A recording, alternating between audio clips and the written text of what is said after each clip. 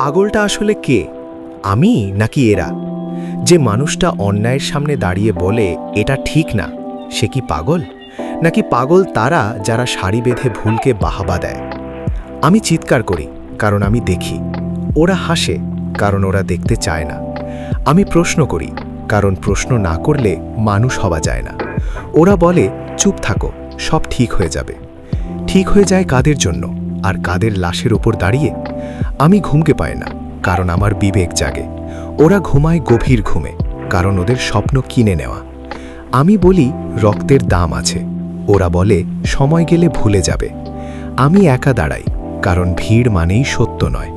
ওরা ভিড় করে কারণ ভিড় মানেই নিরাপত্তা। আমাকে পাগল বলা হয় কারণ আমি মাথা নিচু করি না, কারণ আমি প্রশ্ন করি, কারণ আমি ভয় পাই না। কিন্তু বলতো, যে সমাজ অন্যায় দেখে তালি দেয়, যে মানুষ নীরবতাকে বুদ্ধিমত্তা ভাবে, যে সময় বিবেককে পাগলামি বলে, পাগলটা আসলে কে? আমি নাকি এরা যারা সুস্থ থাকার নামে মানুষ হওয়া ভুলে গেছে?